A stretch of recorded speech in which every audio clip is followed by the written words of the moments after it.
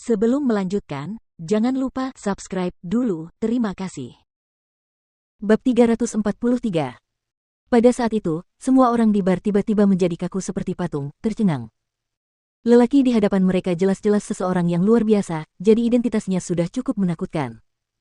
Dan pria ini sekarang mengatakan bahwa wanita yang terus mereka tuduh sebagai pelacur adalah atasannya, bosnya. Lalu, siapakah wanita ini? Siapa orang penting yang telah mereka sakiti sekarang? Ini gila. Wanita ini adalah atasannya. Bosnya. Apakah aku salah? Bagaimana ini bisa terjadi? Kau pasti berbohong. Tapi kenapa dia berbohong kepada kita? Tidak perlu, kan? Lagi pula, sikap lu terhadapnya hanya dipenuhi dengan kekaguman, cinta, dan rasa hormat yang sangat besar. Mungkinkah wanita ini benar-benar bosnya? Ya ampun. Dan sekarang dia terus saja melemparkan uang padanya. Dia benar-benar mempermalukan dirinya sendiri kali ini. Kenyataannya, Bar Carlos selalu punya permata dan kepribadian tersembunyi. Seseorang yang berpakaian kurang glamor mungkin adalah bos besar, jadi semakin mereka memikirkannya, semakin mereka merasa itu mungkin. Tiba-tiba, semua orang menjadi pucat. Mereka menatap Ningsi seolah-olah mereka sedang melihat hantu. Kita tamat. Aku terus memanggilnya penyihir sebelumnya. Ya Tuhan, aku juga. Kita sudah celaka. Kita benar-benar mendapat masalah kali ini. Kita mungkin menyinggung siapa saja, tapi tidak dengan orang seperti dia. Sementara semua orang terkejut, Ningsi tidak berekspresi karena pikirannya campur aduk dan ada banyak hal yang ingin ia ekspresikan, jadi ia tetap memasang wajah datar. Namun, siapapun dapat melihat bahwa ia tengah berpikir keras, hal itu membuat mereka yang hadir semakin takut. Haruskah aku mengatakan sesuatu, atau tidak? Pikirnya dalam hati. Karena mereka telah menyinggung orang seperti dia, bisakah mereka meninggalkan bar dengan selamat malam ini? Tiba-tiba, tak seorang pun dapat mengatakan siapa yang memulai lebih dulu, tetapi suara muntah memenuhi udara.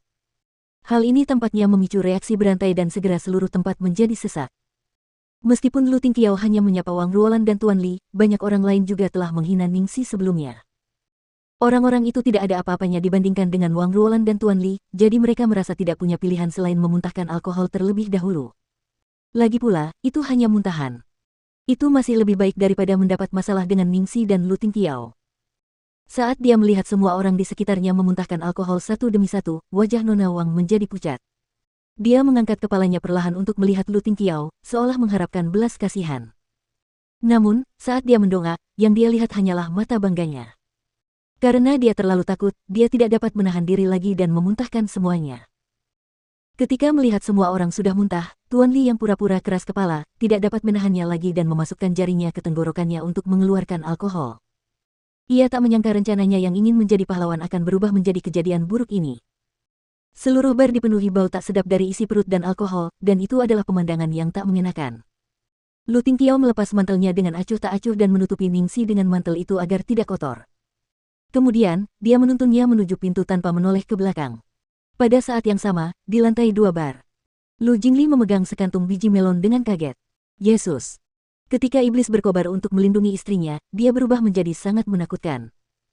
Lu Jingli menggelengkan kepalanya sambil bergumam pada dirinya sendiri, tapi, bro, kalau kamu mau marah, kamu harus ingat konsekuensinya.